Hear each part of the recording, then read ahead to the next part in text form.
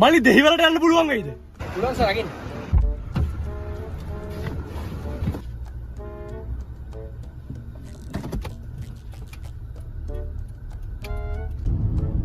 මොකද ඉතින් කරන්නේ?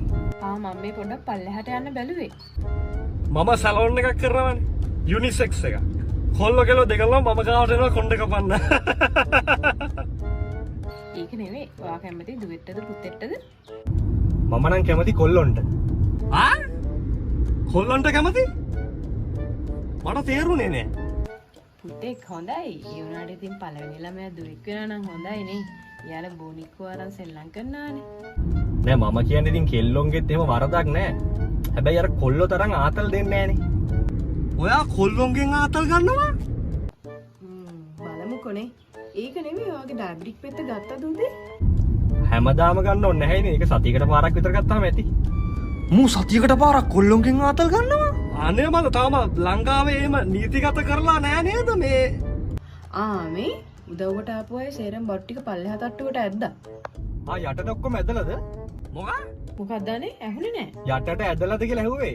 යටට ඇදලාද? තෝ මොකටද බල්ලෝ මේ එන්න හදන්නේ? ඔබ දන්නවද මම කවුද කියලා? මම යක බැඳපු මිනිස්සු මේ මාත් එක්ක ඕවට එන්න බහරි නවත්ත මම බල්ලා වාහනේ. ඕ ඔයා ඉතින් ගෙදරක නෑනේ. මේ හැමදේම මම එපයි බලන්න. හරි හරි කලබල වෙන්න එපා ඉතින්. කලබල වෙන්න එපා. අස්තමසයි සම්තිමයි යා. මේ ඒක නෙවෙයි.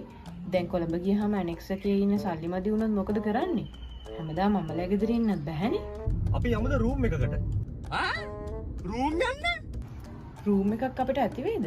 ළමයාත් ඉන්න කාලෙක. ඔය ගොඩක් ගණන් අඩුයිද? මම දන්න දැන් දෙක තුනක් තියෙනවා හැබැයි ඉච්චර ගණන් වෙන එකකුත් නැහැ.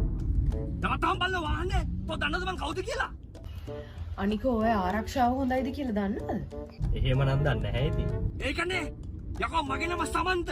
හැබැයි ගොඩක් කියෝ මට කියන්නේ පොඩි සමන්ත කියලා. මේ මමත් නිකන් ඉන්නේ කිය ඇනෙක්ස් එකක් බැලුවා. ඒක නම් ටිකක් ලොකුයි හැබැයි. ලොකුද? ලොකු සමන්ත නෙවෙයි යකෝ පොඩි සමන්ත. නවත්තන් ඕක. ඔව් ලොකුයි. හැබැයි ඉතින් ගානක් සැරයි. ඔයාගේ බීම නැවැත්තුව නම් මීට වඩා ගානක් ඉතුරු කරගන්නත් තිබ්බා. හරි හරි මම කිව්වනේ ඉතින් නවත්තන්නම් කියලා. නවමිත. ඉතින් නවත්තන්. මගේ හොඳ හැබිය.